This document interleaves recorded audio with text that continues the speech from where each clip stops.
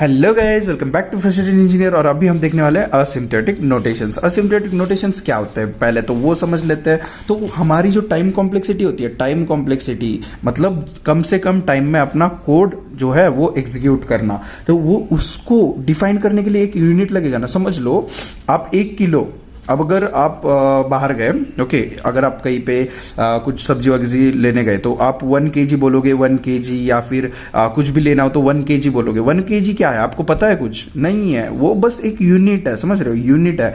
एक लंदन में रखा है लेबोरेटरी, वहां पे एक 1 kg का यूनिट रखा है, तो उसके ऊपर से सारे इंस्ट्रूमेंट का 1 kg ये वाला एक डिक्लेयर हो गया, तो वैसे एक यूनिट है। तो उसी हिसाब से टाइम कॉम्प्लेक्सिटी कैलकुलेट करने के लिए हम क्या करते हैं, उसके ऊपर एक अपर बाउंड लगाते हैं, नहीं तो एक लोअर बाउंड लगाते हैं। मतलब ये बिग ओ, ओमेगा और बाद में है थीटा, समझ रहे हो? ये सब जो है अपने जो असिम्प्टोटिक नोटेशंस है। तो अभी हम 1 by 1 डिटेल्ड सबको देखेंगे। इसका छोटा भाई भी है, इसका छोटा भाई भी है, इसका छोटा भाई नहीं है। नहीं है तो नहीं है भाई, तो कोई प्रॉब्लम नहीं है। ओके, तो आगे देखेंगे हम बिग ओ के बारे में। तो इसको क्या बोलेंगे? पहले तो हम बिग ओ बोलेंगे। ओके, तो यहां पे देखो, तो ये है बिग ओ। ओके, तो ये क्या करता है? वर्स्ट केस डिफाइन करता है। वर्स्ट केस मतलब क्या हुआ? आप एक सिंपल भाषा में वर्स्ट केस समझाओ ना। आपको एक एरे दिया है, इसमें दिया है 1 2 3 4 8 10, और इधर एक्सेस क्या करना है? आपको करना है एक्सेस 10th नंबर का एलिमेंट आपको एक्सेस करना है ये वाले एरे में। ओके,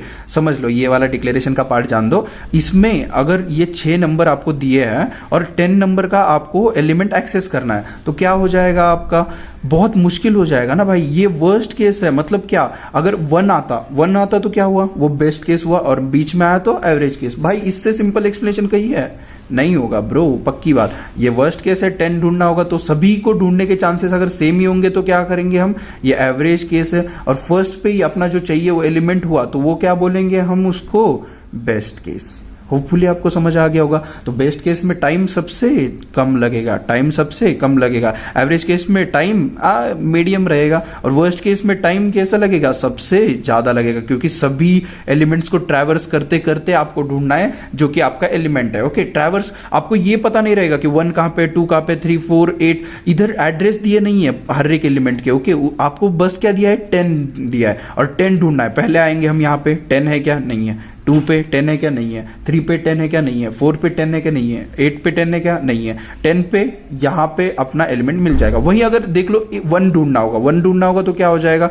1 देखो, आते ही 1 मिल गया। तो यही सब लिख के आना है भाई। एग्जाम्पल में क्या लिखोगे आप? सिंपली बेस्ट केस में क्या लिखोगे? एक अरे बनाओगे, उसमें पहले ही नंबर पे एलिमेंट रखोगे, और प्रिंट क्या करना है? आपको पहला ही एलिमेंट कर देना है। और वर्स्ट केस में आपको क्या करना है? एक अरे ले लेना है। वर्स्ट केस में और क्या करना है? एक लास्ट में एलिमेंट रखना है, जैसे कि 10 रखा था हमने, और प्रिंट क्या करना है? 10 करना है। समझ रहे हो? तो सिंपल बात है भाई। इधर ऑब्वियसली ज्यादा टाइम लगेगा, इधर ऑब्वियसली कम टाइम लगेगा। समझ रहे हो? अभी आपको एक पास की शॉप से सामान लाना है कुछ, और मॉल में जाके, दूर के मॉल में जाके सामान लाना है कुछ। बेस्ट केस क्या है भाई? जल्दी से गए हम इधर और ला दिया सामान, और इसमें टाइम कितना लग रहा है? बहुत ज्यादा टाइम लग रहा है, क्योंकि आपको गाड़ी निकालनी पड़ेगी, बाद में जाना पड़ेगा, बाद में उधर बहुत सारे डिस्ट्रैक्शन रहते हैं। मॉल मतलब माल भी रहेंगे उधर, तो सिंपल बात। ओके, और अभी हम देखेंगे ये पॉइंट वाइज, थोड़ा बहुत देख लेंगे, क्योंकि ये तो हुआ अपना कंसेप्चुअल अंडरस्टैंडिंग। ओके, तो अभी पॉइंट वाइज देखेंगे। Describe the worst case. Okay, worst case मैंने आपको बता दिया है।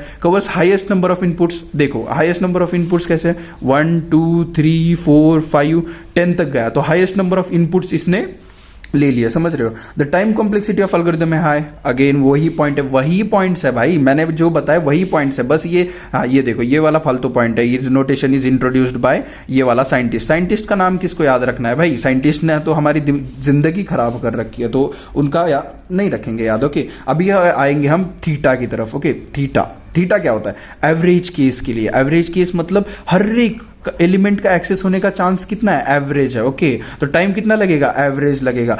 इनपुट कौन से होंगे? एवरेज नंबर ऑफ इनपुट्स होंगे। जब time taken by every input divided by total number of input होगा, टोटल नंबर ऑफ इनपुट होंगे, तभी हमें क्या मिलेगी, टाइम कॉम्प्लेक्सिटी ऑफ एवरेज, मतलब थीटा हमें मिल जाएगा। समझ रहे हो? तो सपोज करो एक प्रोग्राम है जहां पे आपको दिया है कि आपको n नंबर्स हर एक को एक्सेस करना है। समझ रहे हो? तो इसका क्या हो जाएगा, हर बार नंबर ऑफ स्टेप्स क्या हो जाएंगे, n हो जाएंगे। तो उसका सिंपली टाइम कॉम्प्लेक्सिटी क्या लिख दोगे आप, थीटा ऑफ n। अभी अगर इसमें लास्ट वाला एलिमेंट, लार्जेस्ट वाला एलिमेंट ढूंढना होगा तो वर्स्ट केस ले लेंगे हम।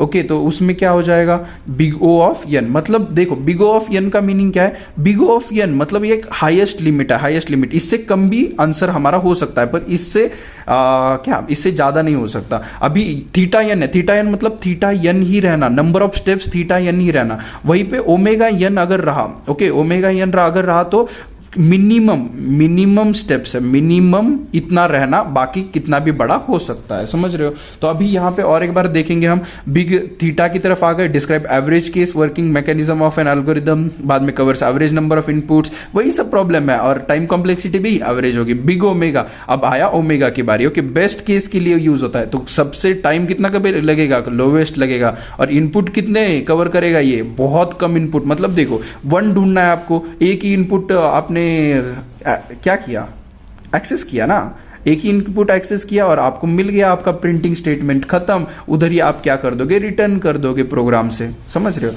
तो अभी आते हैं हम बिग O की तरफ। ये वाले f of n, g of n बहुत सारे टीचर सिखाते हैं, पर बहुतों को हार्ड जाता है ये सब, मुझे पता है। तो कोई बात नहीं भाई, मैं सिखा दूंगा ना। Big O, okay, big O अगर रहा तो O अगर रहा, f ऑफ n है इधर, ओके, और g ऑफ n है। अगर g ऑफ n के पास O है तो क्या करोगे आप, सिंपली उसको बड़ा लिख दोगे f ऑफ n से।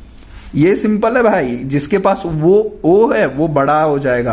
अब बिग ओमेगा, ओके, ओमेगा मतलब ऐसा वाला, ओके, तो f ऑफ n लिख लिया हमने, और बाद में क्या कर दिया हमने, omega of g of n लिख दिया। अब जिसके पास ओमेगा है वो क्या हो जाएगा, छोटा। छोटा के लिए अरे ग्रेटर देन नहीं होता, less than equal to g of n हो गया।